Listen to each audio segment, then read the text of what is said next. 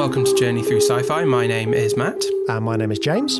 And this week we're very excited to be joined by Becky Darke, who is going to be talking to us about our theme this week of instruments of war in dystopian settings. So what are the two films that we've got to look at that theme, James? So this week, as you may have guessed, we've got two heavy on the war theme films. We've got Starship Troopers from 1997 and we've got Alita Battle Angel from 2019. So yeah, they both feature instruments of war, funnily enough. Yeah, big action. How can a dystopian world turn you into a weapon of war, turn you as a human being into just a weapon to be used in conflicts? And I think we're going to be talking about a little bit of the old dehumanization here, James. I reckon so. Seems to be the word of the series. Yeah, so shall we crack on with it, James? Shall we get Becky in and get talking about these instruments of war? Yeah, let's do it. I hope you're kitted out in all your military gear because it's going to get war-y. So today, listeners, we have a very special guest joining us on the show. We have the amazing, the wonderful Becky Darke. She is a podcaster, a writer. She is an expert on all things film, all things horror, and all things 90s pop culture, which will become very clear as we talk about our first film shortly. She co-hosts a abundance of podcasts. She does the Don't Point That Horror at Me podcast and Return to Erie, Indiana, which is one of my favorites because I even bought the DVD box set off the back of listening to that podcast. It's really good. Strongly recommend it. And of course, she's a regular contributor to Evolution of Horror and the Final Girls podcast. So welcome, Becky Darke. Hi, thank you so much. That was so nice and comprehensive. Thanks, James. Yeah, I did my research beforehand, Becky. I just made sure I had it all to hand for the little intro. Well, it's good. It saves me from having to remember it. So that's great. Tell us a little bit about sort of like, I've run through some of the stuff that you do, but tell us about sort of like the other podcast stuff you do and sort of like your writing, so your interest in films. Oh yeah, thank you so much. And thanks for having me. I've been really excited to come on and chat sci-fi with you guys because it's a little like, I love sci-fi, which I guess we'll come on to talk about, but I don't get the opportunity very much. So this is really exciting. Yeah, so usually I'm chatting about horror, I would say is probably my kind of go-to. As you've said, I am a regular over at the Evolution of Horror with your very good friend Mike. Yes, good old Mike. Good old Mike. And with Anna over at the Final Girls podcast as well. And then in terms of the ones that I co-host, as you say, it's Don't Point That Horror at Me, which is me and my best friend Jill, and we co-host a kind of deep dive podcast where we look at the like 90s sort of teen like YA horror books, point horror books. Nice. So all of the kind of, they're like the umbrella kind of collection, I suppose, of lots of books written by like R.L. Stein and Diane Ho and Caroline B. Cooney. And they've always got these sort of beautiful, colourful covers, and they're always called like The Hitchhiker or The Accident or The Boyfriend. And we used to read them when we were kids. And so looking back at them now from a kind of 30-something point of view from the year 2022 is always a lot of good fun. Amazing. And we kind of, we like do it sort of within the context of like the year that it was out. So Jill looks at the music, so she'll kind of do like a top 10 rundown of like the UK charts, and I look at kind of box office stuff, so like what was in cinemas when the books were out. So that's always quite good fun in terms of like anchoring it in like the other kind of pop culture that was around at the time.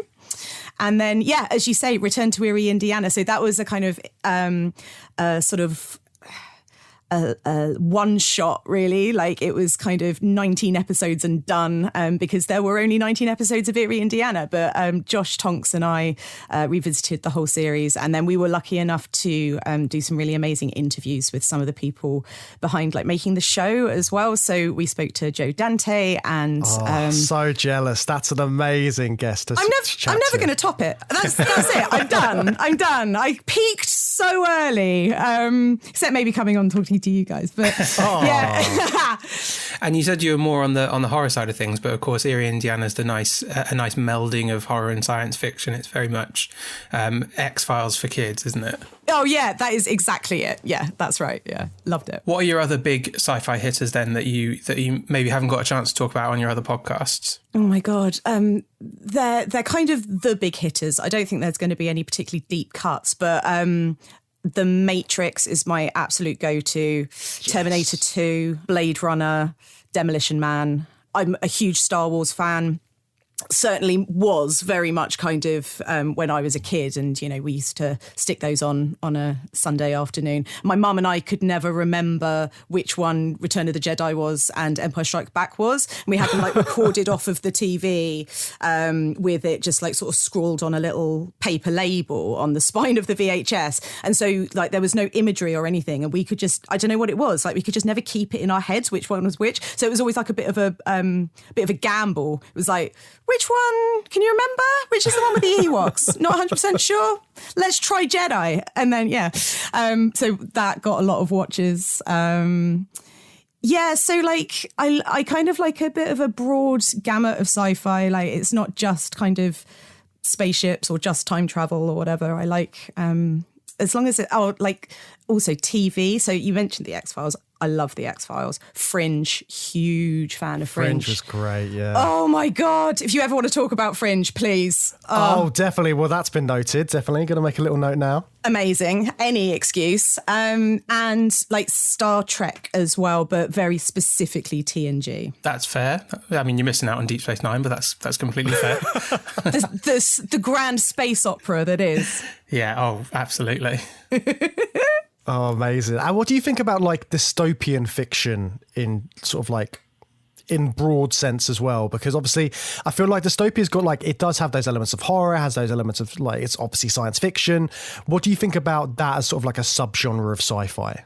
I think it's such an interesting way to look at the world, like through that kind of dystopian lens, and through it's like creative sort of casting their mind forward and often maybe looking at the world that we're living in now, or the world that they are contemporary to, and like extrapolating forward. And I always think that's such an interesting lens to kind of look at where you are in the like present time, because often you can kind of pick stuff out and be like, yeah, actually I can see in this dystopia that is on my screen, like if we kind of go continue along this path that we're on at the moment, things could definitely, like, it's often not too much of a stretch of the imagination, and I think that's something that's quite scary about it, the sort of the prospective realism of what you're kind of being shown. Yeah, definitely. It's a bit of a wake-up call, sort of like dystopian, isn't it? It's like, oh shit, let's not do this.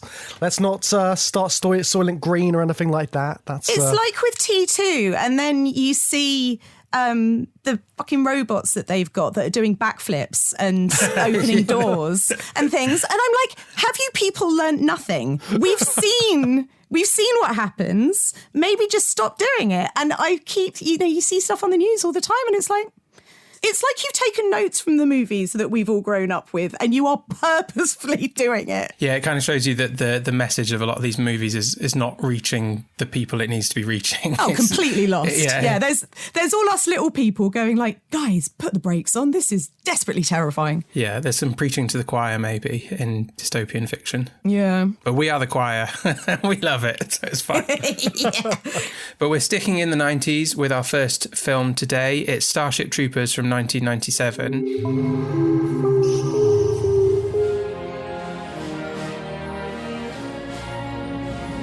In every age, there is a cause worth fighting for.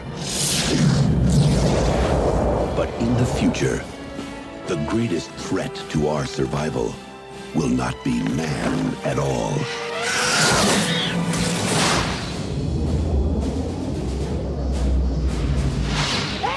What's going on? It's war! We're going to war! Now, the youth of tomorrow must travel across the stars to defend our world. We are a generation commanded by fate to defend humankind. Everyone fights, no one quits. We are going in with first wave! You smash the entire area. You kill anything that has more than 2 legs. You get me? We get you, sir. But they will face an enemy more devastating than any ever imagined. Here it comes! Run! Incoming! Becky, we gave you a few episodes to choose from to come on and join us for, and you chose this one specifically, and you mentioned that you really like Starship Troopers, right? Yeah. So this is up there with your favourites in the kind of sci-fi 90s realm then? Definitely. I didn't put it in my list because I knew we were going to come on to talk about it anyway. But yeah, if we were talking about a different film, Starship Troopers would have been in that list that I just reeled off to you, 100%. Where does it sit in the Verhoeven list for you? I think at number 2, Total Recall is my number 1. I love Good Starship choice. Troopers. RoboCop I came to later. Same. And it's so interesting kind of watching it when you know other of his films like really well. So I know Total Recall really well. I know Starship Troopers really well. And then like obviously RoboCop is massive, but I just didn't watch it that much when I was a kid. And so coming to it in later life, you can see so many of those kind of Verhoeven like flourishes and kind of through lines in there. But like I think it's maybe like narratively, it just doesn't, for me, it just like doesn't grab me as well. And maybe I need a bit of that nostalgia to just kind of like anchor me in it a bit more. For some reason, it's like a later comer to that film. I just like, it just never really grabbed me. Like it's fine. Like I get it. I absolutely get it. It's really iconic, but it's just not a fave. I love Showgirls. I love Basic Instinct. Yeah, I'm a fan of Verhoeven, actually. What a guy. Yeah, he's definitely got an eclectic mix, hasn't he? Yeah. What you just said about needing the nostalgia to anchor you in his films is really, really interesting, because we've talked about RoboCop before, and we talked about Total Recall before, and we've talked about the way that he's really good at kind of playing both sides at the same time in his films. Like he slips all that satire in there, but he's such a good action blockbuster director. And he's literally satirizing that kind of thing in his films, whether it be violence or in this film militarism. But yet he will make a kick-ass military movie at the same time. Yeah. And I think that's where the kind of nostalgia element comes in, because my memory of watching Starship Troopers for the first time would just be, I was really young, like just a few years after it came out, in my teens probably, and just loving the kind of kick-ass military sci-fi side of it, and just seeing an action movie, and then rewatching it later and seeing more to it. I think that nostalgia element, remembering that experience of seeing a film like this and remembering how much fun you had the first time without even really understanding the film, and then coming back to it time and again and seeing more and more, I agree with you on that nostalgia point. It just lets you experience the films that he makes in different ways throughout your life, which is great. Which is why, I can see, like, if you try to come to this or RoboCop as an adult and see all the satire for the first time and then see all the violence, it might look a bit silly, I think, some of the violent stuff. And I completely agree with that nostalgia element of it. And it's, very strong for me with Starship Troopers as well. How about you, James? Yeah, no, definitely. I can see all of that. Like, obviously, I've already talked about my love for RoboCop on the podcast. And, like, I find it interesting sort of like, because also Verhoeven and Neumeier, this is like I think it's like their second outing together. And for me, this is very similar to RoboCop, just in terms of sort of like, obviously, the execution of what it's talking about, and sort of like the backdrops of the violence and things like that. So yeah, again, maybe it is because like I've got that nostalgia for RoboCop because it was one of the first like R-rated films I managed to sneakily watch. So if it's got that sort of like weight to it, you do have that connection to it, which I think is one of the beautiful things about film in general. Just like you have those memories of certain films. But also, Matt, you were talking about sort of like when you first watched it, it was like a action-packed sci-fi. You didn't know anything about like watching wooden actors. You didn't care because you just wanted the sort of like the blockbuster stuff. But this is the thing about the message that Verhoeven's saying as well in this film, because it is all about sort of like fascism and sort of like how close you can get to being sort of like in a fascist world without properly realizing. And like, that's a prime example. You watch this as a kid, you don't get any of that sort of like viewpoint from it. It is just cool. It's like, it's the military and soldiers blowing bugs up and all this kind of thing. So it's interesting the way that sort of like that plays out as well. Yeah, and I mean, I think we're the key demographic for both sides of that message. Because, well, I mean, I know how old I was when this came out. We were at exactly the age that would be swept up in that kind of jingoistic celebration of the military. We were young boys, you know, like, yeah. And we then grew up to be, we could have been a Johnny Rico in school being taught about all of this.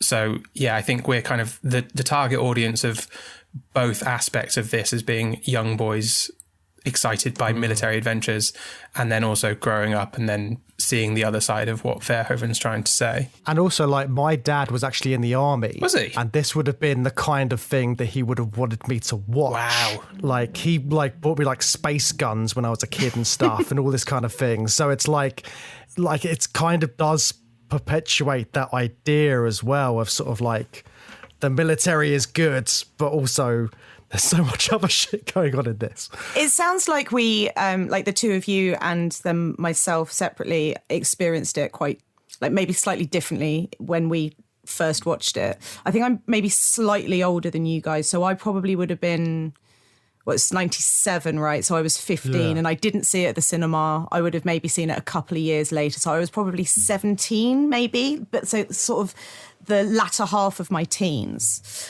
And also like, I don't think it's being a girl, but being like I don't really like war films as a genre of like cinema.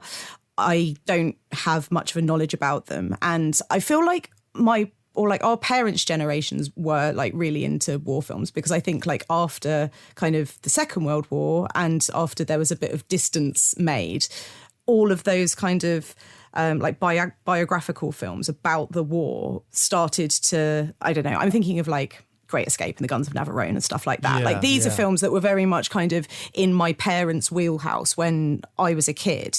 And I just never really connected with them. I never really enjoyed them.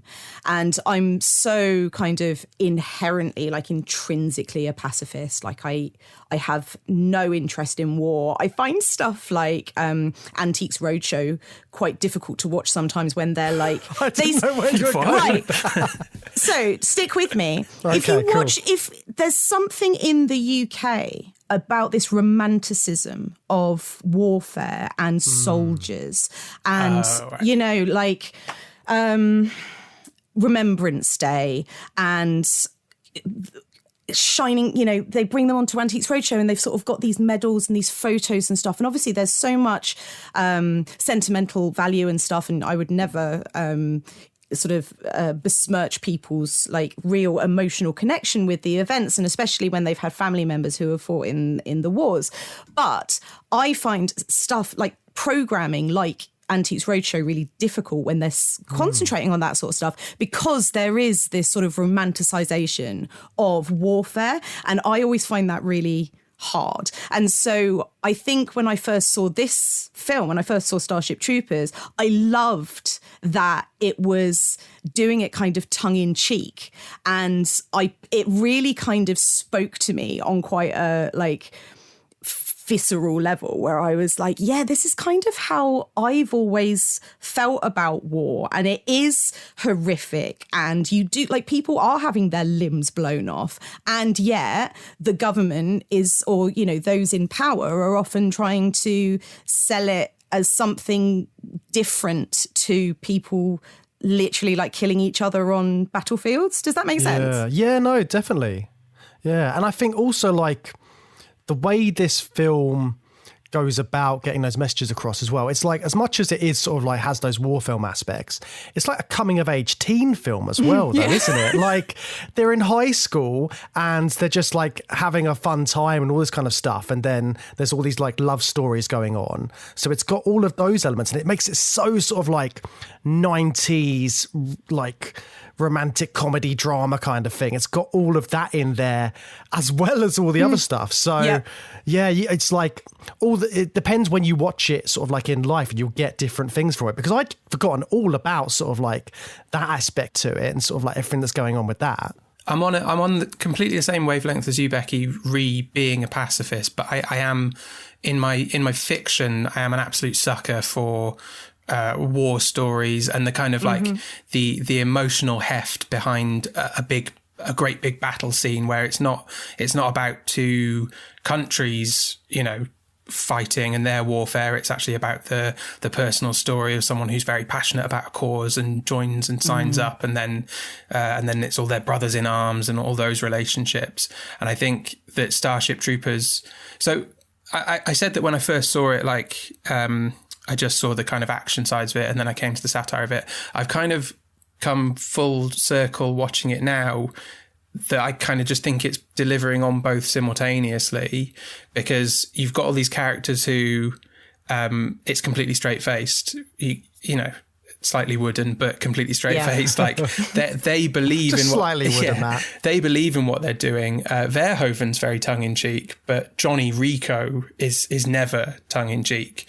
So I can still watch it and like get behind Johnny. Like, he's very passionate. He's a victim of this fascistic, militaristic society that just wants to churn him through a meat grinder. But Johnny Rico is a passionate hero fighting for a cause that he believes in, because he's from Buenos Aires and he says kill them all, And also he just really, really wants to get laid. Yeah. So badly that he joins the military to chase after this woman. Oh, dear. Yeah, but it is Denise Richards. Let's not It is forget Denise that. Richards. Denise Richards in we probably 1997. sign up to the army to chase her across the galaxy. Fresh meat for the grinder, eh? So how'd you kids do? I'm gonna be a pilot. Good for you. We need all the pilots we can get. What about you, son? Infantry, sir. Good for you. Mobile infantry made me the man I am today. But so what about the setting of this film then? So it's set on Earth in the 23rd century, and it's run by the United Citizen Federation. And I mean, the whole backdrop of it is really interesting, because the setup of people in this society is that if you're in the army, you become a citizen, and then if you're not, you're a civilian. So in order to get any sort of rights, you have to be part of the army. And that's like something, we haven't had anything like that, have we, in the series so far, when we've been looking at dystopias, where they have to be part of the military, have we, Matt? Or I can't remember anything. Yeah, I was trying to think of anything comparable. We have seen heavily militarized societies. Like 1984 is quite heavily militarized, and there's an obsession with the military, but the military are off and away in that they're on the borders with the other nations fighting this perma war. So there's a heavy focus on military in that, but it doesn't bleed into society in the same way as this, where it's front and center of everyone's lives. You said it's like the only way to be a citizen. I'm not totally sure on that. It's definitely the only way we're shown in the film. Service guarantees citizenship. There may be other routes to citizenship, but they're not on display. We don't know what they are, and it's not open to the likes of Johnny, Carmen, and Carl. That's the route they choose to take because they don't want to be civilians. It's grim. Well, it is grim. I really love that scene where they are all in... They're all in the showers together, okay? Me too, Becky. Yeah, no, that was it. That was the end of my point. I just really love that scene. Good point. Well made. Yeah.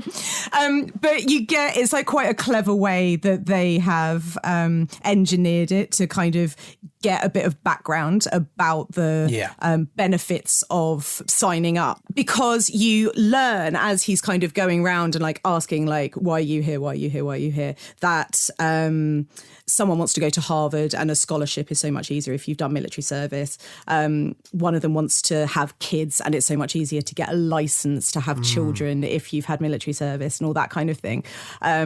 So that I think it's grim that you have to go down this very kind of, well, like potentially fatal route to then open up other avenues of life, like education and family. It's like, it's such a gamble. And obviously they don't know kind of when they join up that there's literally going to be a war and they're going to be kind of deployed into the battlefield. But the prospect of that is always there whenever anybody signs up for the armed forces, right? So the idea that they have to kind of go down this route that is so dangerous to achieve these other aspects of life, like education and like having kids, is just like, it's such a gamble.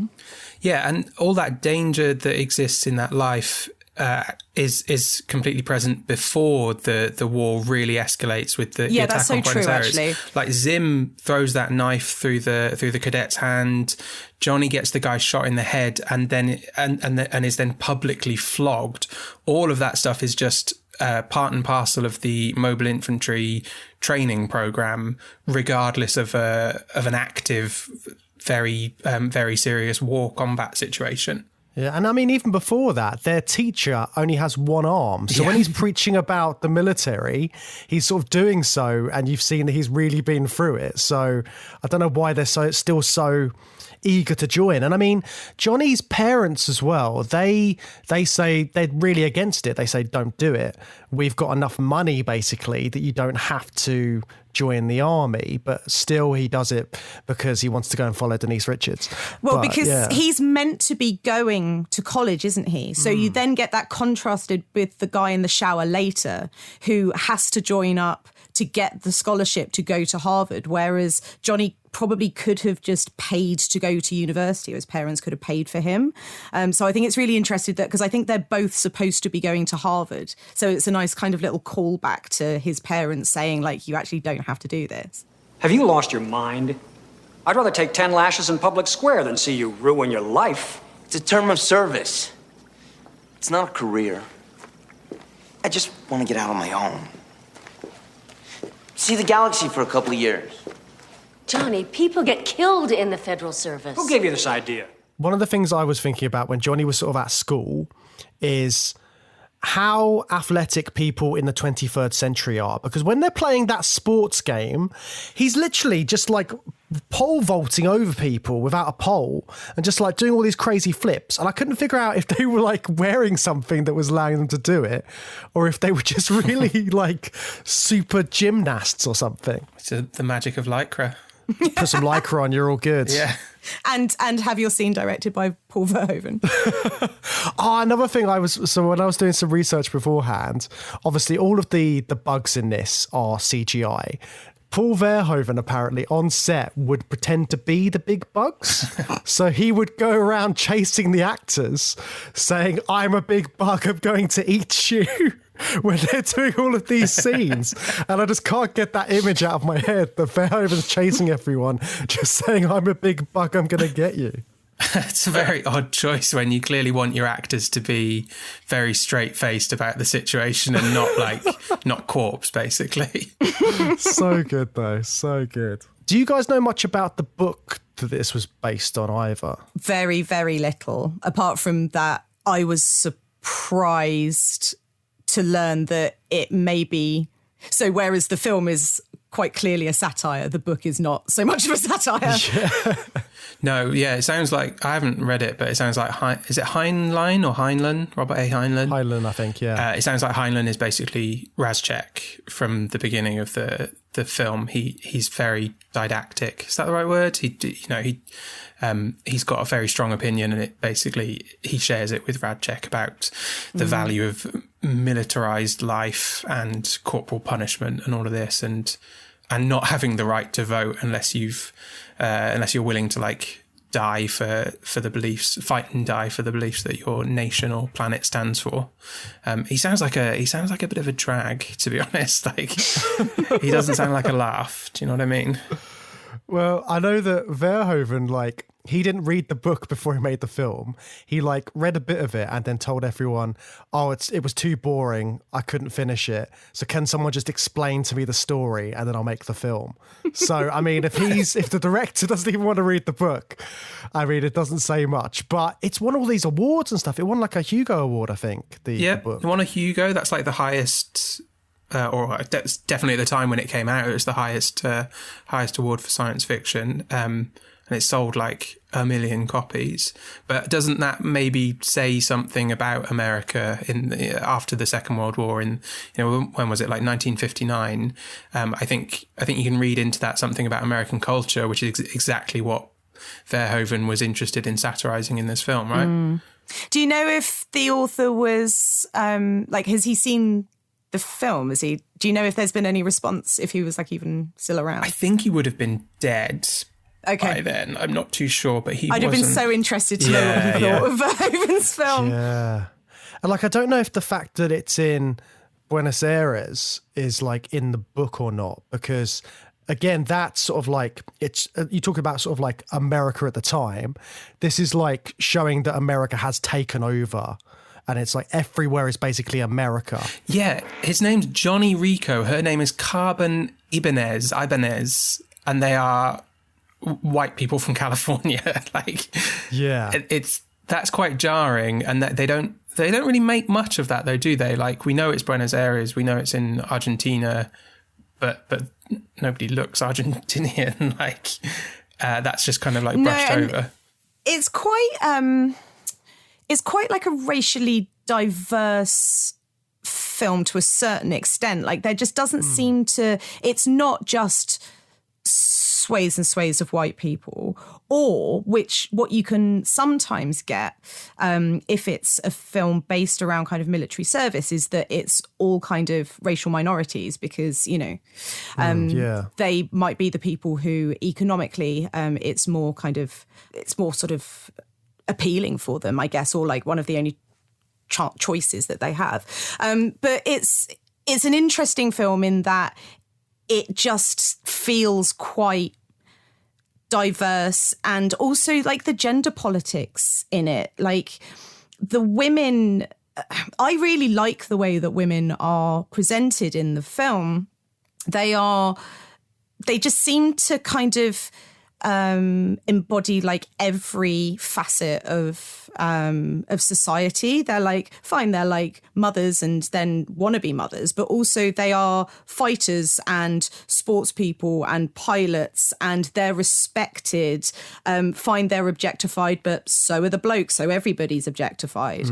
And I, like, as a woman watching it, and I think probably one of the reasons why I kind of connected with it before I was so kind of overtly connected to, my own opinions about sexual politics, like when I was just a young girl or sort of a mid-teen.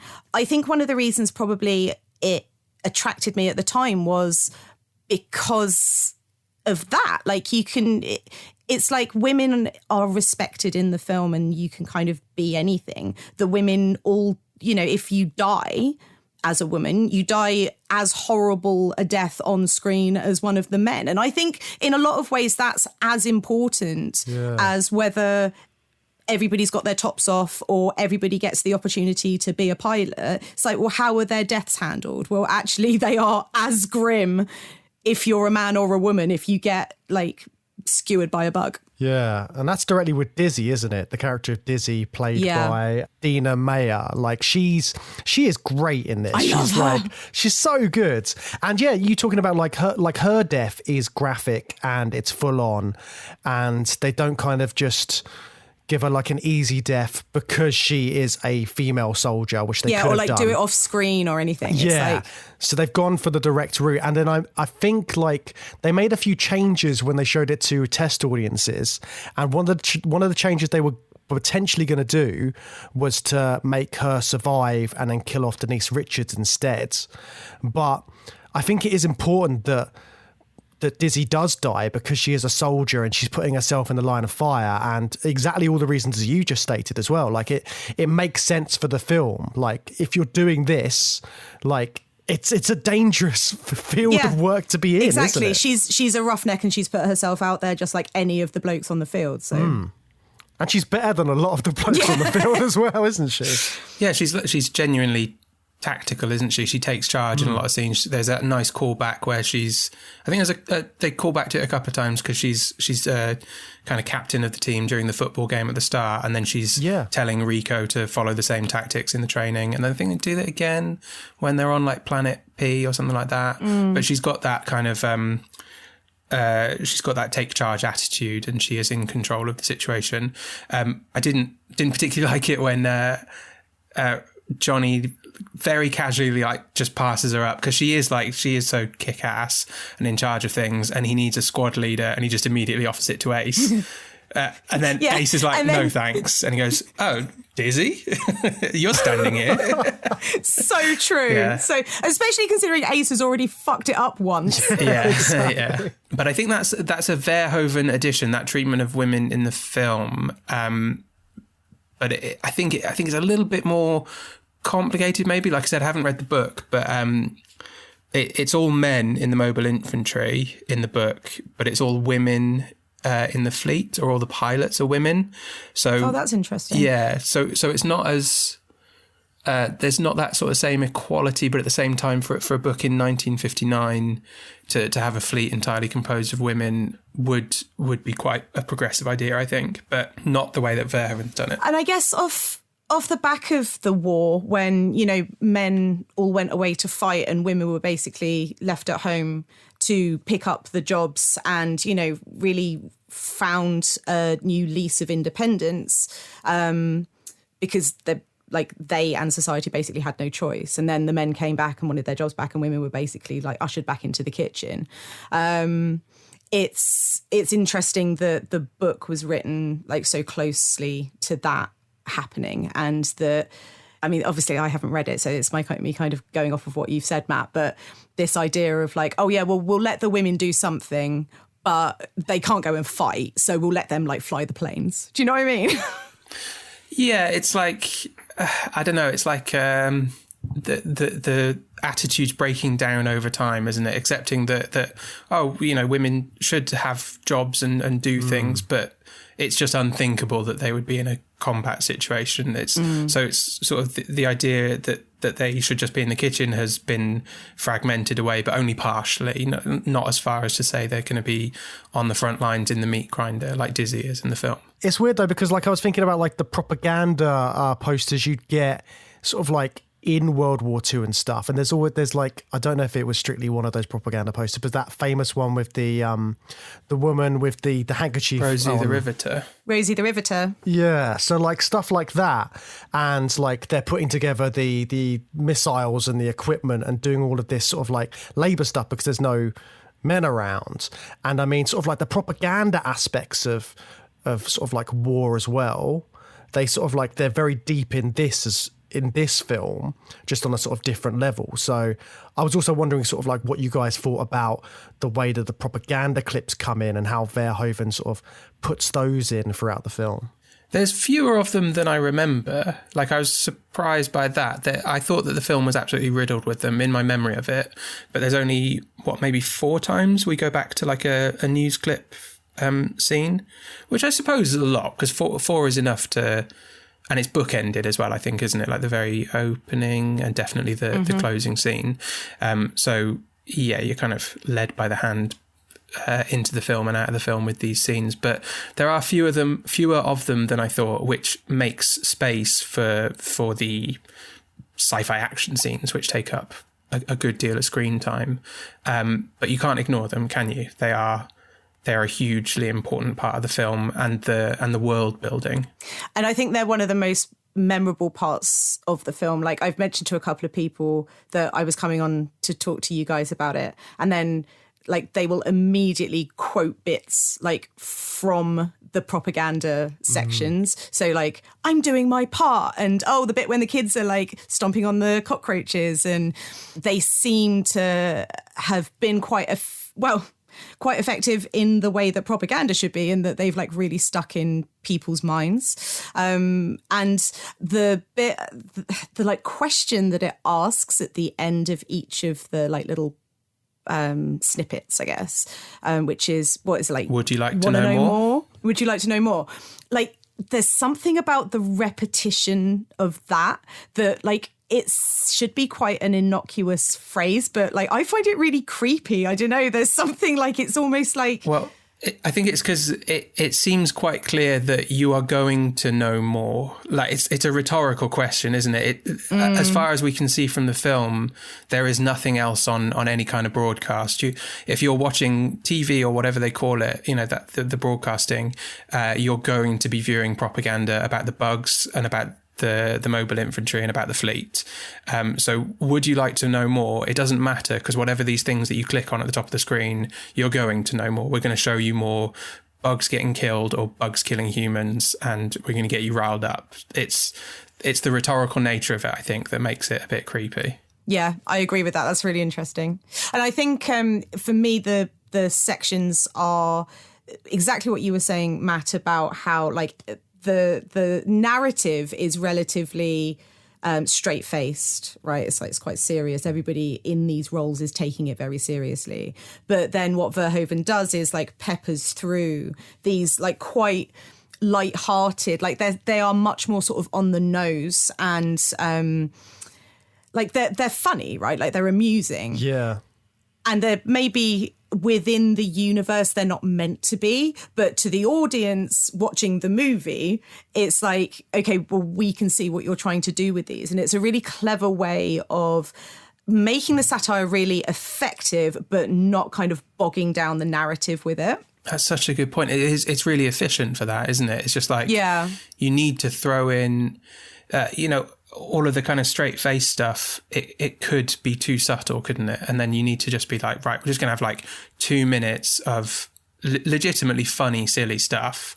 And then you just can't ignore that now. You can't then go back to the violence and the action and just accept it as violence and action. He's trying to get you thinking. He's forcing you to think about it more, which is, it's really good for that, I think. It just really paints the world in a sort of different light, doesn't it? Because you're seeing what everybody's being programmed with. Like, you're seeing all of these, like, these excerpts from news reports. And then even there's one which, like, plays a bit like a advert for toys, where there's those kids and they're playing around with the guns. And it's like, you've seen those kind of adverts, you know what they're like, but then it's like they're using proper military equipment. It's all this... But because it's so ridiculous, you're like, this would never happen. But these people are living in a society where this is the norm, and this is just like an average advert for them. And it's like how Verhoeven did it in RoboCop, where you've got these ridiculous game shows where like you see clips of them. There's all that kind of stuff in there. So it's really sort of like it's building out the world in a really interesting way. Young people from all over the globe are joining up to fight for the future. I'm doing my part. I'm doing my part. I'm doing my part. I'm doing my part, too.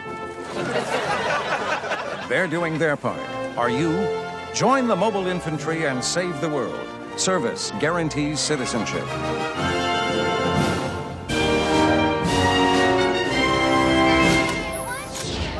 Fully automatic burrito. Who wants to hold it?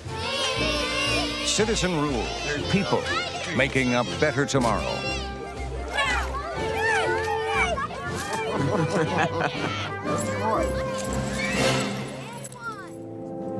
A murderer was captured this morning and tried today. Guilty. Sentence, death. Execution tonight at 6. All net, all channels. Would you like to know more? The other thing that advert with the kids with the guns reminds me of is the bit in Terminator 2 where John sees the two little boys like playing with the real guns, and he's like, we're not going to make it, are we? People, I mean. Like, it's just, there's something so sinister and wrong about seeing kids like playing with guns. And it's a motif that comes up quite a lot in sort of in dystopian films, especially where it's around kind of like warfare and like society going down these really like aggressive kind of violent paths. On that sinister note as well, I found it quite sinister at the very end when, in the final one of those propaganda reels at the end of the film, all of our main characters are in the propaganda reels. They're now characters in the advertising. And I found that like quite tragic because, like, as I've been saying, like, I like the characters. I think they are likable characters who believe in their cause and they're the victims. And then to see them become like tools of the state to be part of the propaganda was quite a tragic ending. I suppose there's like an element of tying that story in, tying the narrative in to the world building and saying like these characters that you've been watching that you may like, they are actually part of the silly propaganda world. It's all one thing. But when you actually like follow their character arcs, I don't know, I found it really tragic to see Johnny, after everything he's been through, just being like, yeah, Rico's roughnecks, we're going to get them at the end, like a real gung-ho thing. I just thought it was really sad. Yeah, and like there was something really dark about seeing Neil Patrick Harris in basically like an SS uniform. Yeah. I was like, what's going on here?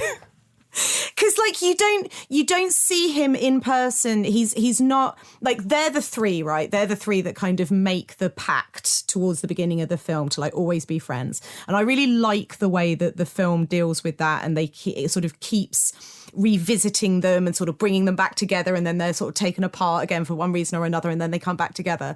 But with Carl, like, you don't spend as much time with him, so he's off kind of doing the intelligence stuff, and so therefore I guess it makes sense that you don't, because it's much more kind of cloak and dagger.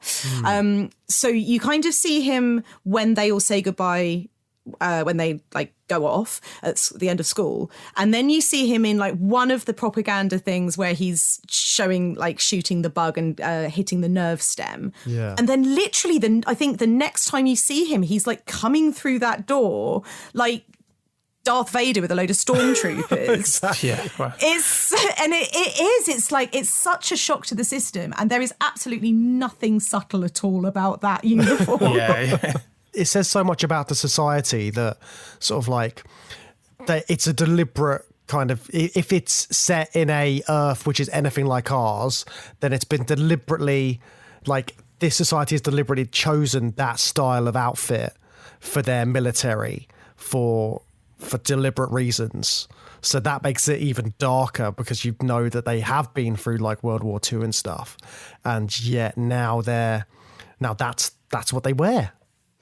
But it ties in so beautifully with the use of propaganda in the film anyway, because obviously, like, the design of Nazi uniforms was such a big thing in terms of it literally being a type of propaganda. You know, they looked so sharp, right? And, you know, people therefore looked up to them. Like, clothes are such an evocative thing and such a powerful like communication tool, and the Nazis were smart about that. Like, they used that in a really overt way, and so the fact that Starship Troopers has such an overt use of like propaganda throughout it, I think the fact that they kind of used uniforms alongside that just makes perfect sense.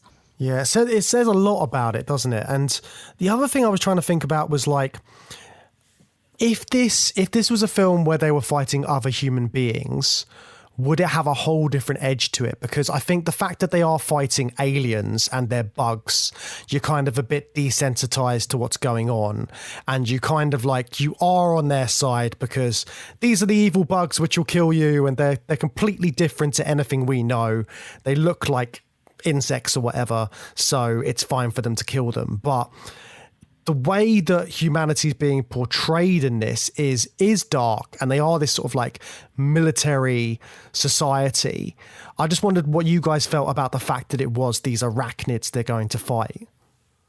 Yeah, I think we're just like default on their side, so that you don't question the good or bad of the militarism and the fascism of the society. It's like, well, we have a we have a very obvious foe. It doesn't even have like facial features. What I thought was interesting was that they are just bugs, everyone that we see, apart from the very end of the film when we meet the brain bug, which has... Why do you say that? Why did you make that noise? It's disgusting. It's absolutely disgusting. Okay, that's interesting. I don't think it's that disgusting. I think it's like... it makes me sick. Because I feel a bit sorry for it. Me too, Becky. Oh, no, yeah. Becky. It's horrendous. Get rid of it. It's the only bug... Nightmare fuel. It's the only bug we see that's even vaguely anthropomorphized. It's got all these little... all of his eyes. And it cowers in fear from Carl at the end of the film. Well, I think that is such an interesting moment in the film. And if you're trying to look for whether the film is like unquestionably on the side of humans, because the celebration, like the absolute kind of jingoistic celebration almost, when he says like, it's afraid. And they are all so delighted by the prospect that this thing is actually scared. And they're firing their guns into the air and whooping and cheering. And it's like, it's such it's almost like a disgusting moment where you almost sort of like look at yourself as a human, like, oh my God, what have we become? Like, this is literally the sort of thing that we're celebrating now, that we have struck fear into this other being. So I think the use of that, like the fact that, because everything else like quietens down so much at that moment, like everyone's just waiting quietly for him to kind of report back like what it's thinking, what it's feeling, and the fact that it's fear, it's like their wildest dream come true. It's gross. Yeah, like it could have come back with it wants peace, it wants to surrender, anything like that. Or like it wants to kill us, like it's angry. But the fact that it's like afraid and everybody loves that so much is just like, really disturbing. Are we here to stop asteroid attacks on Earth, or are we here to strike fear into the hearts of our enemies? Like it's clear what they're excited about. So yeah, I was very sympathetic to the brain bug, and I found it interesting that we don't see anything like the brain bug till the very end. So we can just be on side with them. They're these faceless, scary arachnid bugs throwing meteors at us, and then finally at the very end we see one that has vague facial features and experiences fear. I thought that was a really good way to end it, so that we're not just so that we don't just have a purely simple enemy for the entirety of the film. Well, and I wonder if that is like it's a way of illustrating. So, you know, having humans fight robots or aliens or kaiju or whatever is, you know, a kind of timeless way, isn't it, of being able to show like really brutal violence on screen, but it kind of makes it in some way palatable. So it's partly that, but also I think the fact that they are bugs and like it's not like they're fluffy, right? Like, you know, it's this old adage of kind of, you know, everybody's upset because pandas are going extinct, but there are probably 3 species of ants that have gone extinct in the last 24 hours and nobody cares, right? Because there's so many of them and they're little and they're creepy, but everybody cares about the big fluffy panda bears.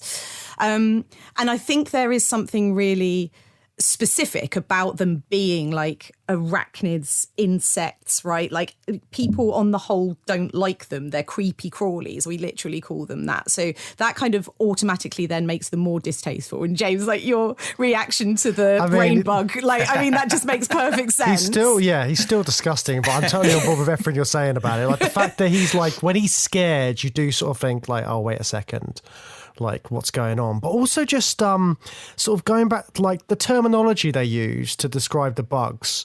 They call them like the skinnies or the bugs and stuff like that. They've got like slurs for them, basically, haven't they? In the same way that like in World War II, it was like the dastardly Hun and stuff like that. And it's kind of got that kind of aspect to it as well in sort of like an indirect way. But you don't think about that because they're insects and they're aliens and they're bugs. So if they're using a slang term, it's fine. But it's got that kind of weight to it. And I wonder if the reason that we only see the brain bug at the end of the film is because they're just like indiscriminately killing all of these bugs. As you say, they're faceless, they're kind of ugly. Who cares? Who cares? Who cares? And then at the end, you find this one that has got a bit more of a face and does experience emotions. And it's almost like when, countries kind of delve into a war and it's just the faceless enemy. Like it's them over there, right? It's the other. Kill them, kill them, kill them. And then you might actually get the opportunity to have a conversation with somebody from one of those countries. And it's like, oh, like they're actually people, right? Like they're not just the enemy, they are people. And yet we've just been kind of acting in this really like, it's clever. It's like, it's loaded as well, isn't it? Because like they are directly retaliating because Buenos Aires has been destroyed by a bug attack, but you don't know why the bugs have attacked and stuff like that. Well, there's one tiny but brilliant moment in one of the newsreels. And actually, I said that the characters become part of the newsreels at the end, but of course, Becky, you mentioned Carl's in one, and there is that scene where Rico's in one because the reporter is like embedded with the mobile infantry, and he just very casually says something like, "Some people have suggested the bugs are just protecting their territory from human invasion," and that's when Johnny says, "Well, I'm from Buenos Aires and I say kill them all." So, and he gives like the reporter like looks at the camera and just like shrugs like, well, there you have it, folks. You know, that's the only moment of any kind of crack in the facade of what's going on between the relationship of the humans and the bugs. But yeah, I think we're up to no good in Starship Troopers and they start hurling meteors at us. I think that's the background there. And I find it like really interesting that it closes when they've got the brain bug. They've kind of captured it and they're like investigating it, but they're clearly torturing it, right? They're just like poking it with stuff and like drilling it. And then at one point, it comes up with like a big censored banner because obviously whatever is happening to this bug is so disgusting and horrific that like you don't want to see it.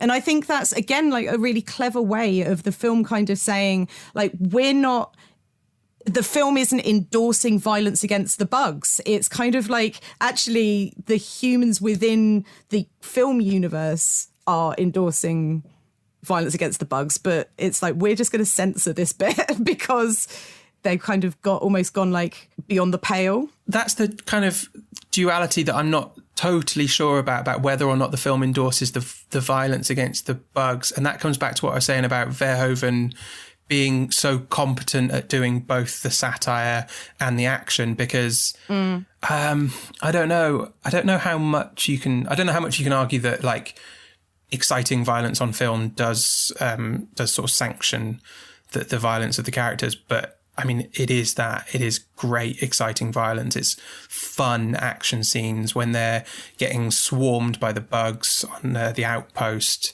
I mean, every time I watch it, I'm like, kill some more bugs, guys. Kill some more bugs. Come on, you can do this. And when they blow up the big ones with the like little nukes inside them, I just find it incredibly satisfying. And Verhoeven's so good at making it incredibly satisfying. That's what I find so interesting. But about don't you think that the violence against the humans is like so graphic and kind of like over the top as well, though? Like I almost find myself, and I don't know what this says about me, but I almost find myself the other way where I'm like, yeah, tear someone else's arm off. Yeah, fair point. That's the horror fan of you, Becky, there. Yeah, no, that is the horror fan of me. That's yeah. true. when the big bugs with like the zappy mouths, where they kind of like they spit out the fire, and then the people like literally melt. I love that bit. I love the people melting. But I think the other thing about this film is you never hear from the other side. Everyone is with the military and with fighting these bugs and killing them.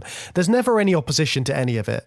Like, that is just the society. It's just everyone is an instrument of war and we're all just going to have this war and kill these things and we're all on board. Isn't that great? Well, except for his parents, but then they get killed by the bugs. So it's that's what happens, yeah. How well did that argument serve you guys?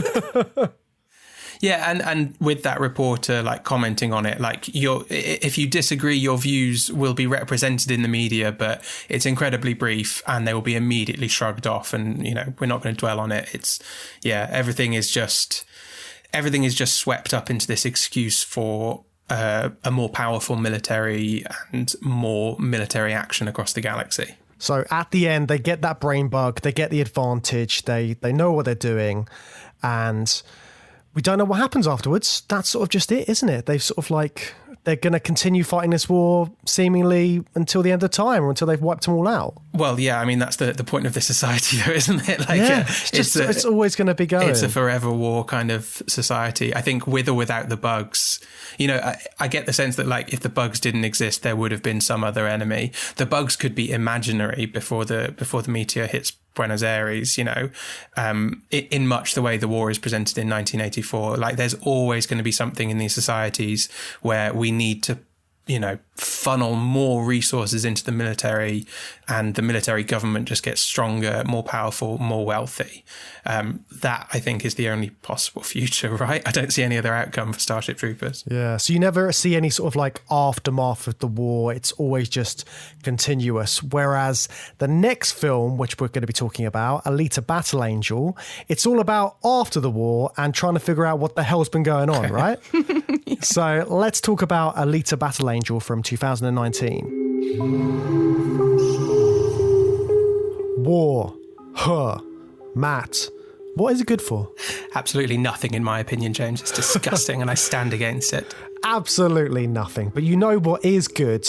Bonus episodes of Journey Through Sci-Fi.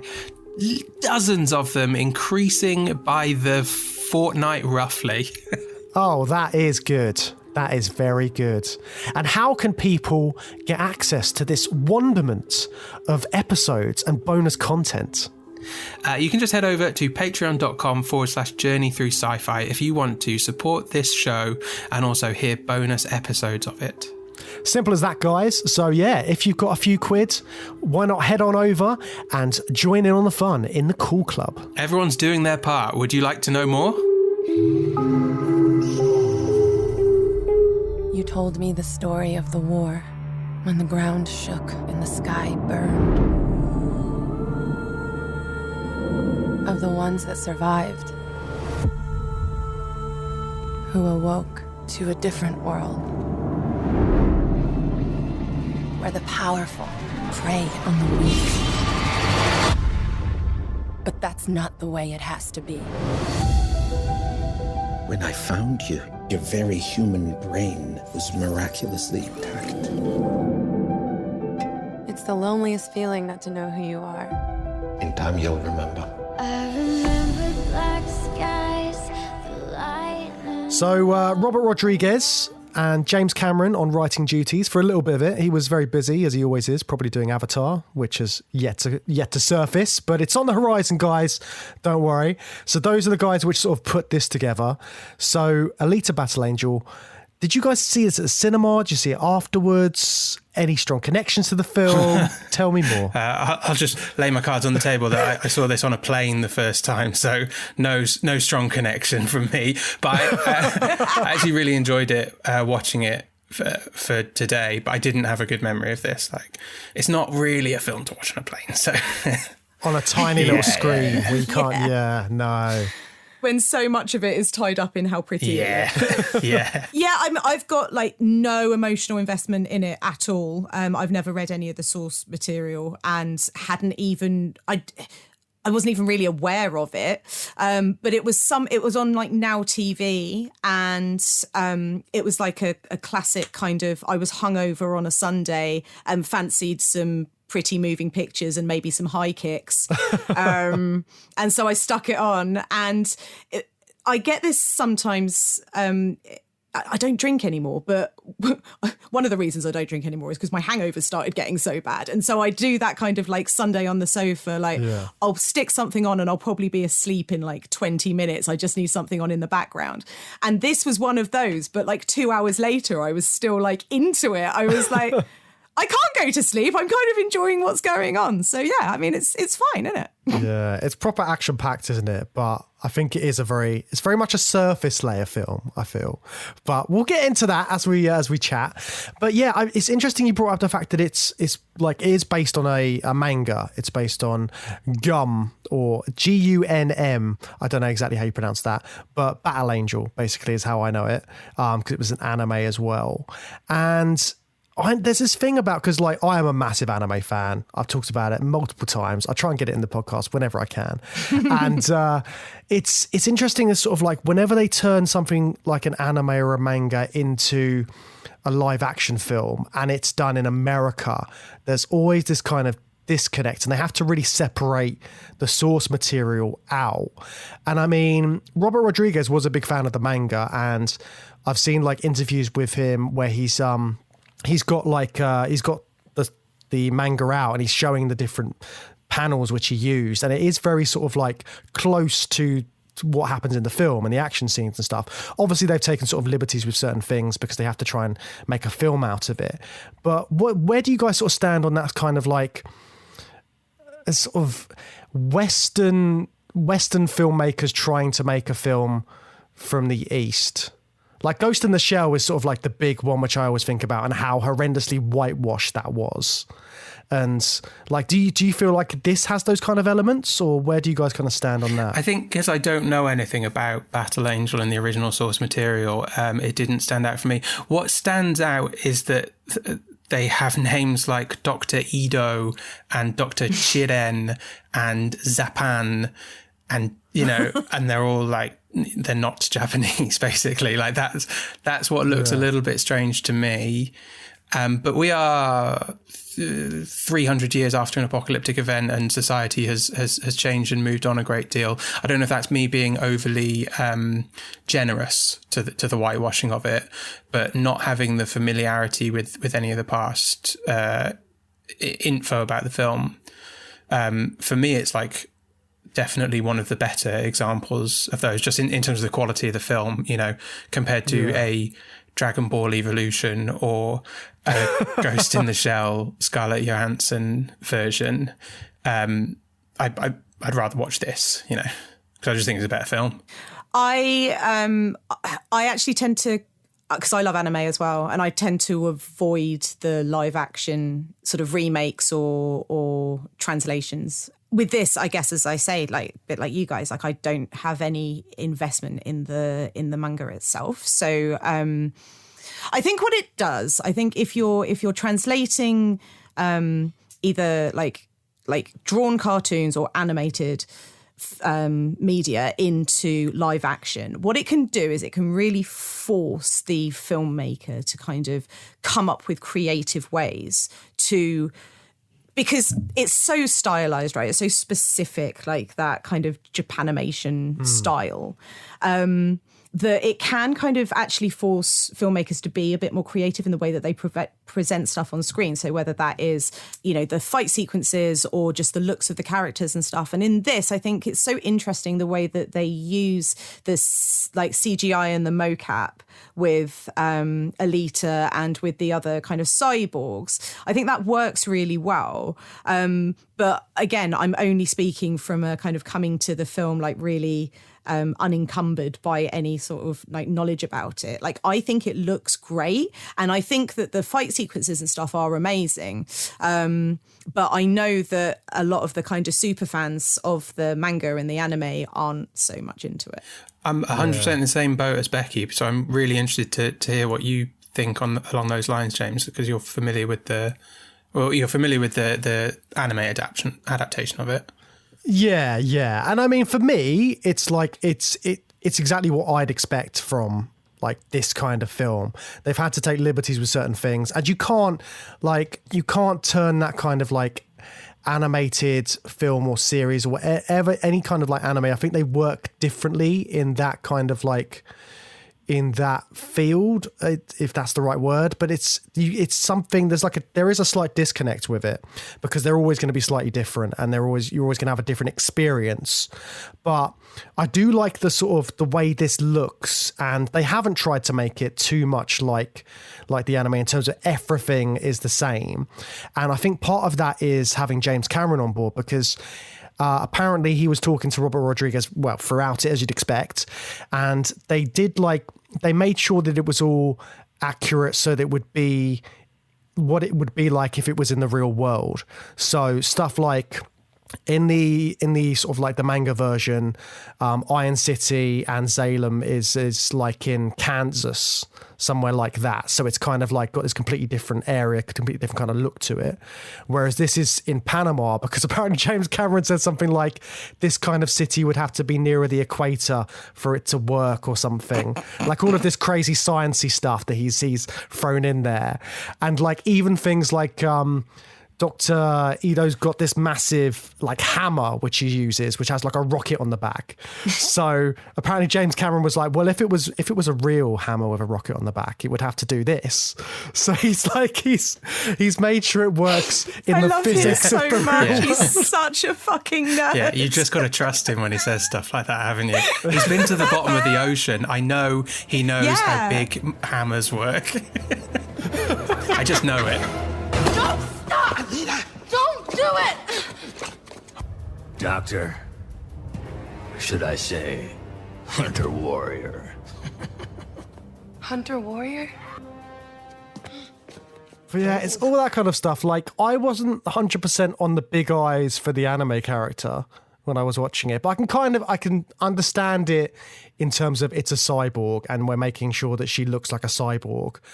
But you put the massive eyes on, and putting that in a real world kind of is a bit jarring when you first see it. But in the film, it kind of works. I don't know how deliberate it is, but it's a rare example of like CGI Uncanny Valley working in the favour of the film, because she's this concept of a total replacement cyborg, but even before you're introduced to that concept, you just know from looking at her, because she looks uncanny and no one else does, because everyone else is a real actor. I thought that was quite good. I couldn't really say if that's deliberate or not. Do you know what I mean? Yeah, and I think like they're trying to overtly show her emotions with the big eyes, because that's always like an anime thing, isn't it? Just sort of like that's to show the emotions. They do really simplistic stuff, so you know exactly how they're feeling and stuff. And also it's easier to draw because it's like less cells or whatever, because they could just use the same thing.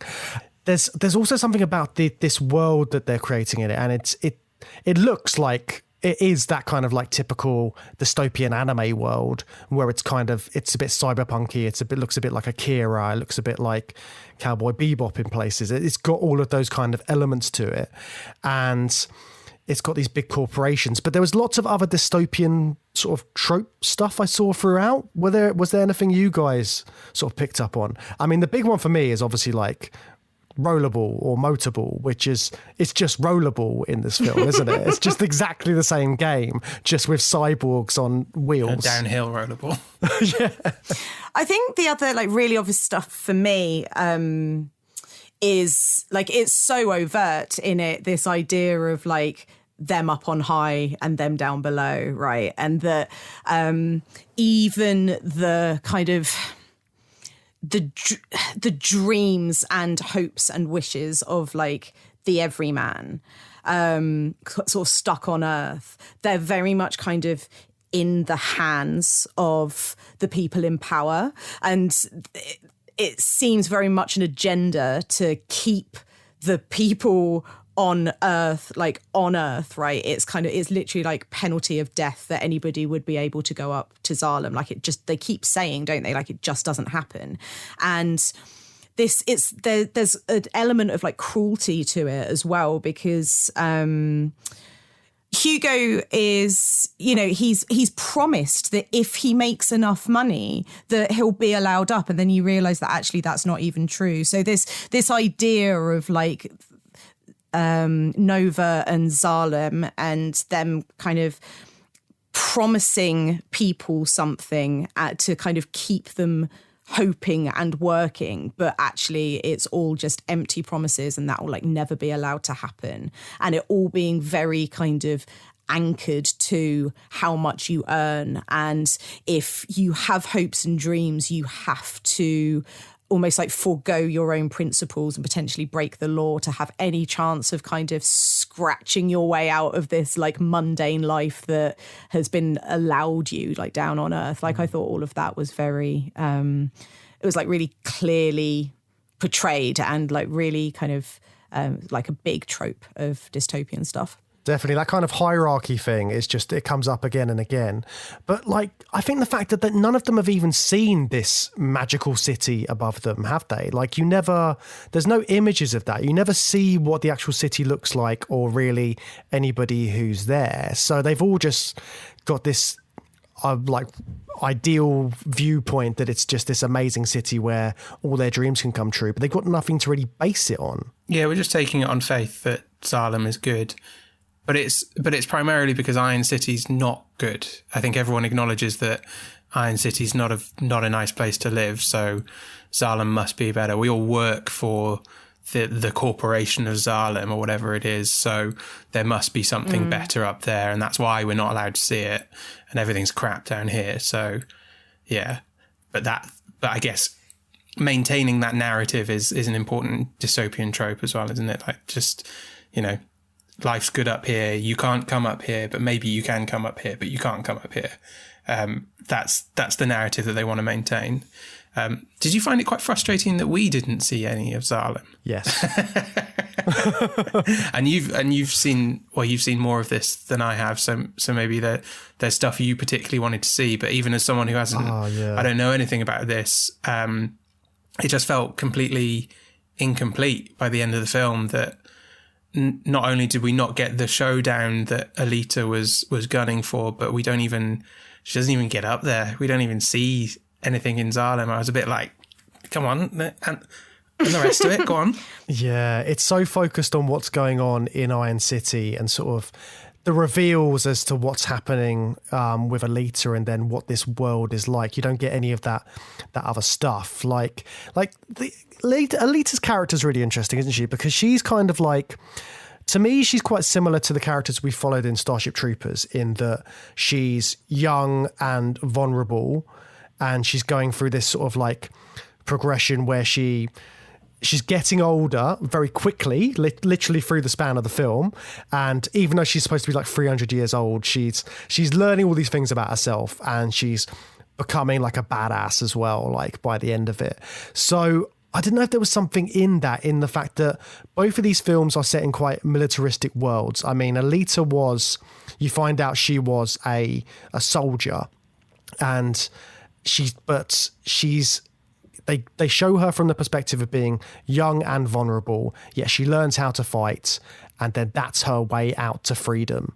Is there something in this sort of like telling of dystopias that if you go through this violence and this sort of like military training, then you can rise above this situation you've been put in? Yeah, but I think it is, but I think like the other promises that are made by those in power in dystopias, it's like an empty promise. It's a fruitless thing. So I think maybe the differences between these two films is in Starship Troopers, as we said, at the end of the film, the trio have been sort of sucked up into the system. They say at one point, I think Rico says that like when the new recruits come in, it's like, oh, like we're the old guys now.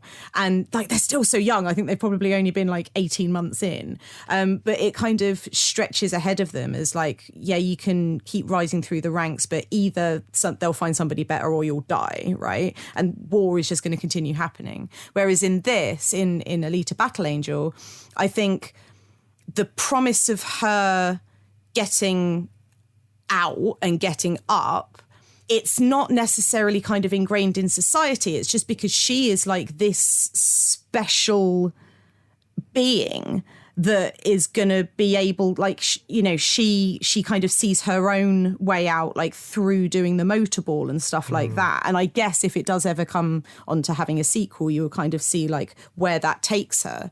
But in this, it feels less like it's kind of one of these empty promises from up on high, and more like it's her having that potential kind of within herself. And because it allows her to do that, it's like it's a hero's journey for Alita to embrace her military body, whereas for the mobile infantry, for everyone really in Starship Troopers, it's tragic that they embrace that aspect of society. But I mean, I was all for.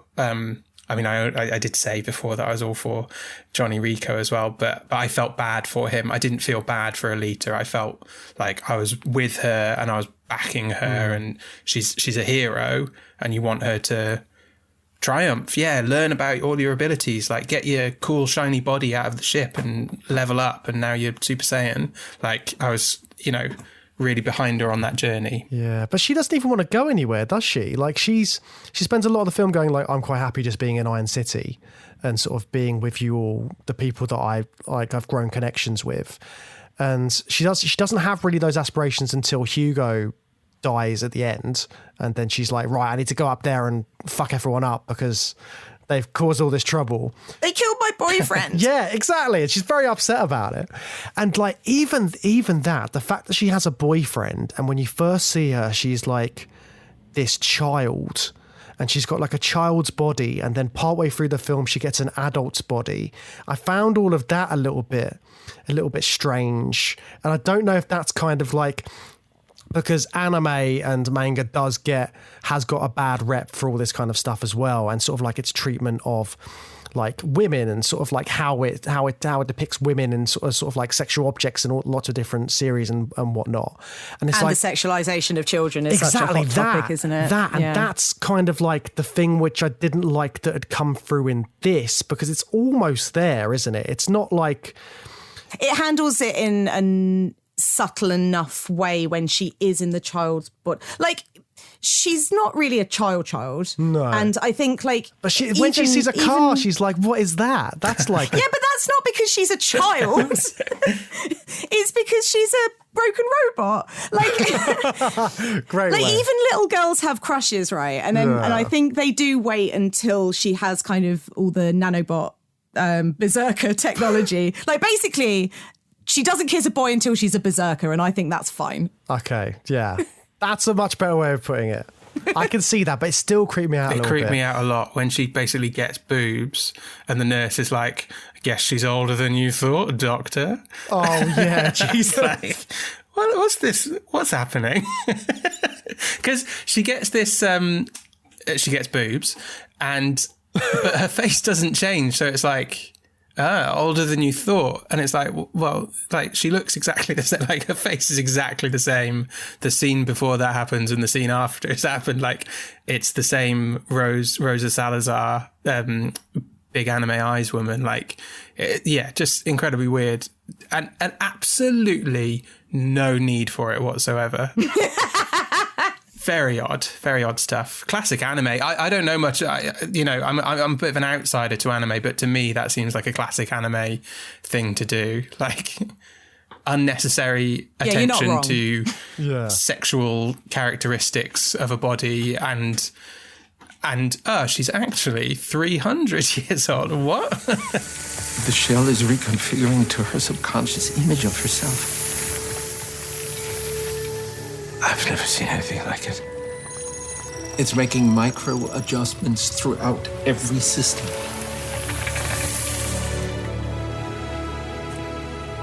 Looks like she's a little older than you thought. But then also, like, her character's so weird because she does become like this revolutionary as well at some points. Like when she's in the bar with the what are they called, hunter killers or Hunter Warriors. Hunter Warriors, that's it.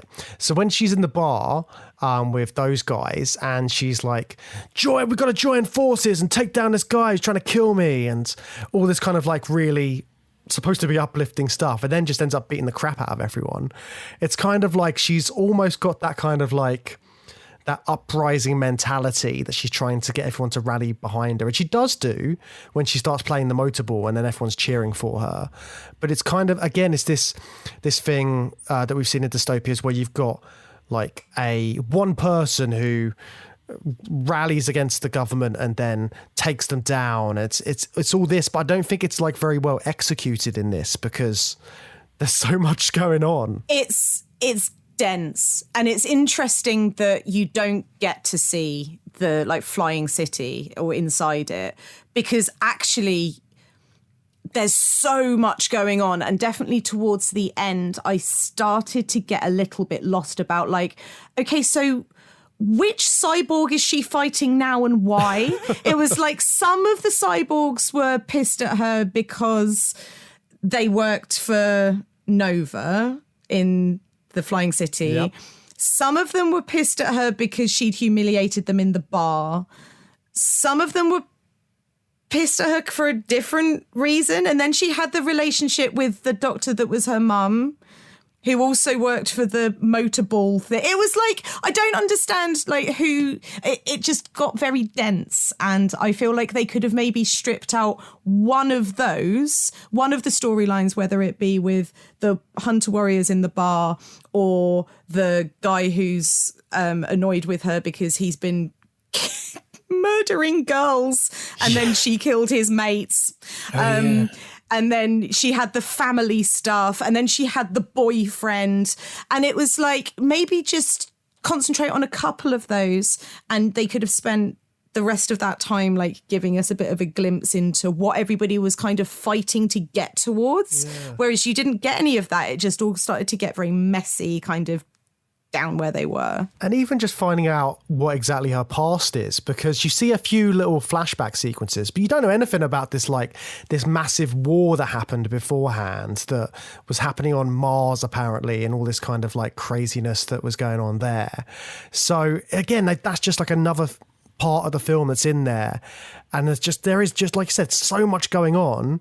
It just feels like there's all this stuff happening, but all we're going to show you are some big fight scenes, which are actually really cool.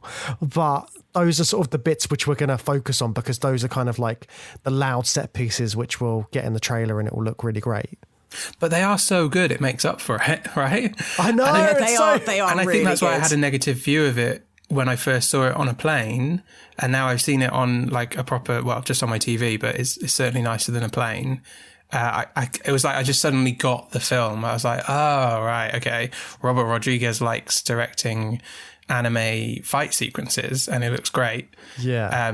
So I think, yeah, he's getting away with an awful lot, because you're right. Like, you're both right. Like the narrative stuff is there's a lot of mess in the film that could have been tidied up, and no one bothered to tidy it up. But yeah, Robert Rodriguez gets away with a lot, I think. Well, let's talk about those fight scenes then. Like, were there any standouts for you guys? I mean, one of the cyborgs that I loved was the weird arachnid woman who's like crawling about with like knives all over her, and she gets killed like straight off the bat. Like, there's no fucking about with Alita. She's like kicking her in the head and just smashes her to pieces straight away. It's like, that's one that stood out for me. What about you guys?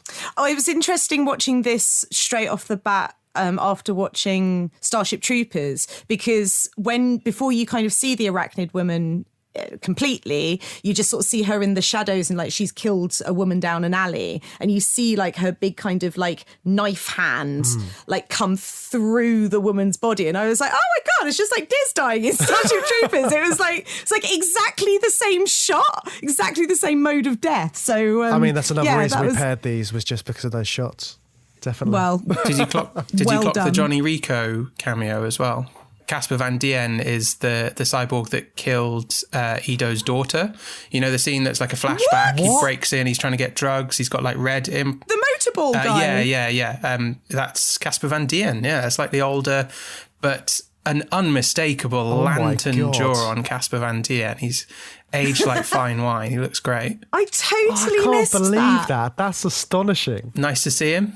Still getting work. I'm glad he's still getting work. Exactly, yeah. Still getting work. I mean, he's been in like 3 more Starship Troopers films as well. I don't think any of them are any good, but people... apparently the third one's supposed to be good, but... Okay. Yeah, well, I don't know if that's true. It's just something which I... Maybe I'll pull your arms and legs off. Roll your head around in the street. Maybe that'll teach you some manners. You might mess up your hair. You gonna take that, Japan?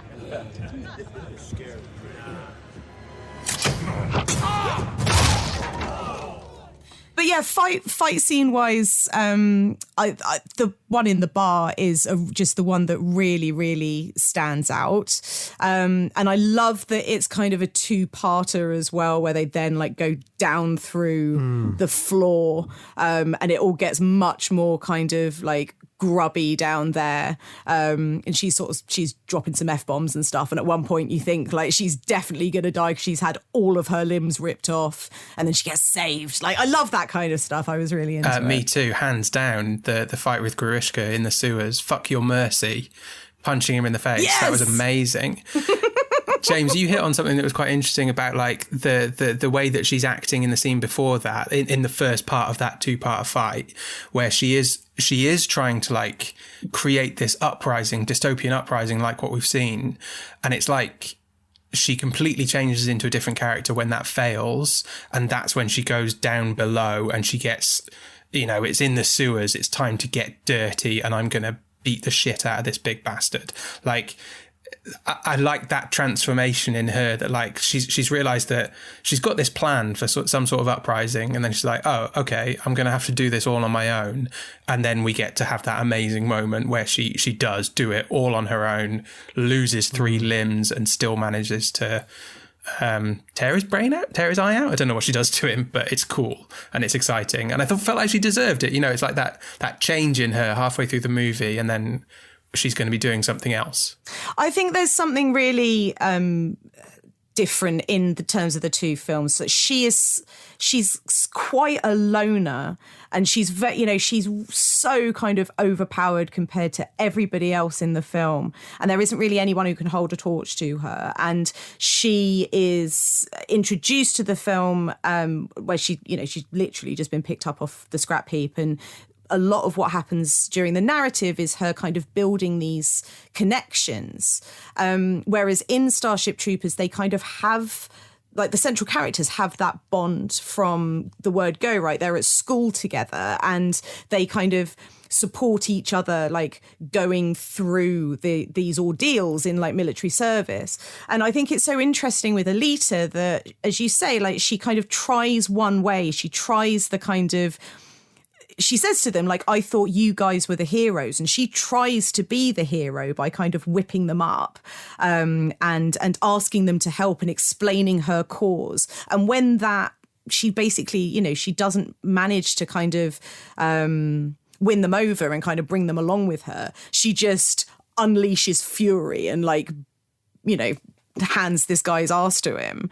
And then later with Hugo as well, she that amazing moment where she takes her heart out. And she's like, here's my heart. I give you everything. Like classic kind of teenage girl with an infatuated crush, right? Just like, take it. And he's like, no. No thanks, and love. But she undercuts it so well. She says something like, God, that was really intense, wasn't it?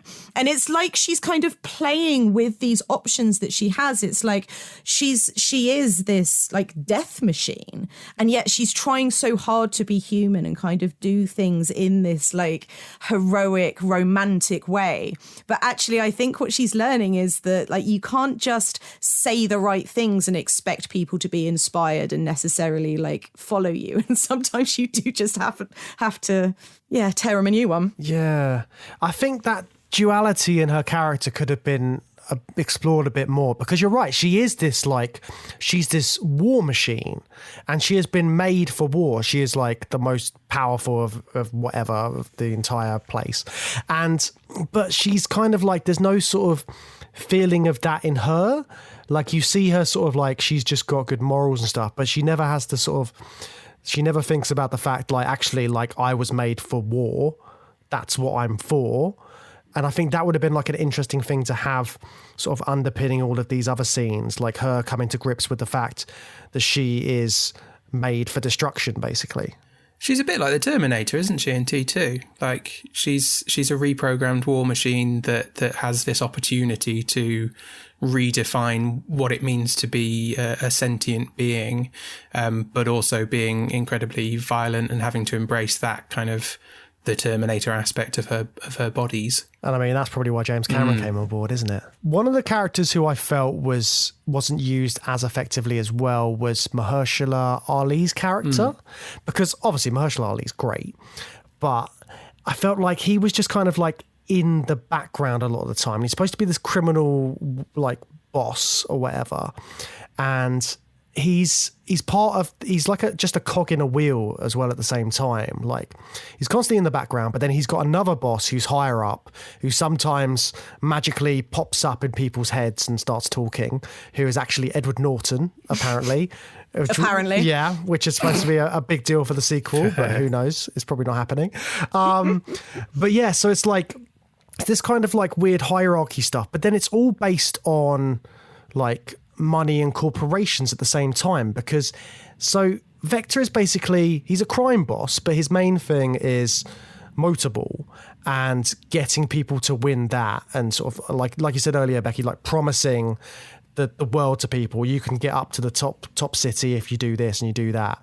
But all of that kind of feeds into this sort of cyberpunk corporation thing with sort of like sponsors and all this kind of thing, and it's got like NASCAR comparisons. And I found it quite interesting that it's got all of that element to it and the sort of the big corporation cyberpunk stuff, because again, that's like another dystopian thing we've seen previously, like in Rollerball, like we mentioned, and sort of like this commercializing of violence that's also in here. And I just wondered what you guys felt about that, and sort of like the big spectacle of that game that they're playing. Well, similar to what we saw in Rollerball, like it's another aspect of that kind of the control that the dystopia has, is that this is the most enjoyable thing that people can do is watch Rollerball or Motorball in this, like, but it is this. You have to look it up. You see my eyes going to the something ball. But yeah, and it's just this sort of extremely grim, extremely violent sport. But it makes for pretty cool set pieces, even if the narrative doesn't make any sense, because it's just a bunch of cyborg guys that we may or may not have been introduced to earlier in the film. The other thing that I find really interesting about it is the sequence where they're playing it in the street. Because, did you say it's Panama that this is filmed in? Because in like sort of Central and South America, obviously like soccer, football is huge. And I think it's such a common trope and common image that we're used to of like scrappy little kids kind of with a goal that they've like literally like graffiti painted onto a wall, and they're sort of kicking a half inflated football against it. And then it's often shown in, I don't know, like Nike adverts or promos for the World Cup, where it's like, oh, these like scrappy little street rats just playing football in their favela, but actually like one day you could be, I'm going to have to name a footballer, Thierry Henry. Like it's literally, it's almost like the promise of, if you do X, Y, and Z, you'll be able to get up to Salem. It's like motorball has become, again, like you say, like NASCAR, like soccer, this promise of you can, like, there are trials, right? So anybody can go in and have a trial. And if you get through the trial, then you can be a motorball player. And if you get through that stage, you can get to it's literally called the Champions League. Like it feels like a pretty good kind of, like mirror image of what you see in the real world of like the way soccer is used to kind of sell these dreams to like poor children on the streets. But even that, like that actually works quite well with the faceless giant cyborgs in the final race, because there's this concept that anyone can enter the trials, but that's a complete, that's a false economy for them, because they're normal kids on the streets of Panama or Iron City. They haven't got a chance. They're going to get absolutely destroyed by Jai Courtenay or whoever. Yeah, and then who? And then who actually manages to break through? Well, it's Alita, but she's the special one, right? It's not like she was playing with the street kids, but it's not the same thing. The sentient nuclear weapon makes it through. Yeah. And I mean, also, when she is playing, she does have to have a massive sword by the end of it in order just to win a match from the looks of it. So, look, James, how else is she going to cut her tears it's in fine, half? whatever works. But again, it's this sort of like, it's this violence, this sort of gladiatorial kind of element to it again, isn't it? Like, and that kind of feeds into sort of the way that they've been glamorizing war in these other films as well. Like in Starship Troopers, they're glamorizing the violence, and that's sort of like, it's all interlinking in these societies that we're seeing in both films. This kind of like, things are brutal and you really have to fight in order to get where you want to be, if that's like getting a license to have a kid in Starship Troopers, or if that's sort of being sent up to this magical mystery world in Alita. It's like you have to be violent in order to get these things to happen. To get this like dream life that you're being sold the whole time, which actually potentially doesn't really exist. Yeah, because they are instruments of war, which is the theme of this episode. And is this our first proper dystopian cyberpunk that we've had this series, James? I don't think we've really had any cyberpunks on. None spring to mind, but listeners, if I'm wrong, then you can badger me on Twitter and tell me where I'm wrong. Because Alita is like, she is the cyberpunk ideal, isn't she? She's a total replacement cyborg. Is that what they're called? Her entire body, she only has a human brain and everything else is robotic. That's the cyborg ideal, or rather the cyberpunk ideal. But it's just interesting that it's an incredibly violent use of that cyberpunk technology. It's only used for violence in this film, I think, because it's a dystopian setting. There's none of the neuro hacking, going into the internet with your brain kind of elements of cyberpunk in this. It's really just body modification, turn yourself into a robot and keep some aspect of humanity in there.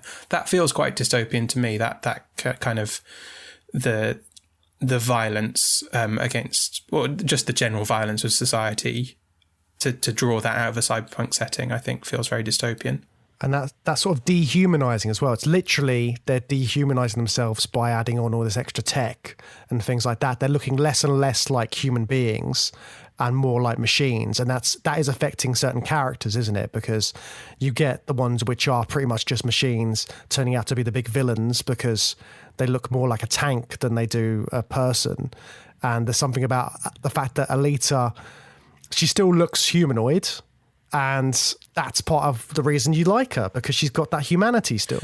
Hugo very cheesily says she's the most human person he's ever met, which I thought was... Fucking Hugo. It is a very cheesy line, but because we've been talking about dehumanization so much in these dystopian films, like, it was interesting that the process for Alita has been, I guess, one of dehumanization to become a total replacement cyborg, but then she's rehumanized by losing her memories and learning how to be a human, falling in love, having a father figure, all of this, making friends.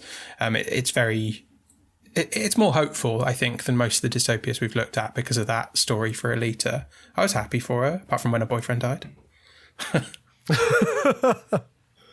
Yeah, but he did it to himself, because he's finally got a nice little robot body, and then he's just goes up onto that beam and then fucks it all up, doesn't he? He shouldn't have been doing it. Silly boy, silly Hugo. He really annoyed me, actually. I really disliked him throughout the whole film. It's hard to feel too bad for him when he goes stupid down like that. bandana and his stupid face. Stupid face. Oh dear. Yeah, so I was a little bit happy when he went at the end. She'll get a bigger, better boyfriend for the next one. Yeah, some big tank in the next sequel. Maybe she can reboot Hugo's personality into Gruishka's body, and then she'll have like a man physically, her equal, more deserving of her relationship. Just stick his face on that massive body. Not literally his face. I mean, like, download his brain. I don't know. So he can keep the exact look of the other one. Yeah, still Jackie Earle Haley going out with the 300-year-old, but also 12-year-old girl. Yeah. Something like that. I don't think I want to see this film. I think that's what I mean, I think we've managed to get a few like good themes and things in amongst the spectacle of this film. But do you think it has any other sort of like messages in there, or like, I mean, it is a lot of spectacle and fight scenes, but do you think there's anything else in there, or have we covered all of the themes? I feel like we have, yeah. I mean, there's more going on than I gave it credit for first time I watched it. Like, there is more to it, but I think the most interesting thing going on is the fight scenes. Yeah, I mean, it just looks really, really good. And to be honest, especially if you think about how I watched it the first time, like just kind of a Sunday afternoon, I just needed something not too challenging and that looked quite pretty. This is, it looks beautiful, and it's got enough kind of interesting stuff under the bonnet that it did keep me engaged, because it's not a short film, it's over 2 hours. And it is, like I say, it's quite dense, but it was well done enough that I wasn't just waiting the whole time for the next motorball race or the next fight scene. Like, there was just about enough kind of in between all that I was along for the ride for the whole time. So yeah, I mean, on the whole, I like it. I mean, I would be up for a second one if they got around to it. I mean, if they don't do what Matt just said about switching the bodies, then I don't want to watch it. But fingers crossed, that's what happened. But I think maybe they're listening. Yeah, maybe they're listening and they're taking notes. Matt's writing the new script as we speak. James Cameron's writing it, and it's going to take him 15 years to write the script. Well, I think that about wraps up today's episode. Becky, it's been an absolute pleasure having you on the podcast. Thank you so much for having me. This has been the most fun. I've loved it. Amazing. Thank you very much for coming on. Where can our listeners find you on the internet, Becky? Best place is on Twitter. That's where I put most of my stuff. Well, all of my stuff. So I'm Bunny Darke. And you can see in my bio, I've got like a link to my link tree. So there's always links to the latest stuff that I've written, or if we've got tickets coming up for stuff. And you can also support me on Patreon. I've got my own. Don't sign up to these guys. Sign up to mine. They've got enough. So it's patreon.com/Bunny Darke. Yeah, that's me. Yeah, do it. Becky's got lots of great stuff on there. So yeah, go and find her on the internet and have a chat. Oh, what an absolute pleasure to have Becky Darke joining us on the podcast this week. I had fun talking about those two films, Matt. Yes, thank you once again to Becky. That was great fun. But let's not look back on the episode, James. We need to be looking forward and thinking about the future and growing old gracefully, right? Yes, and funnily enough, that is the theme of next week's episode.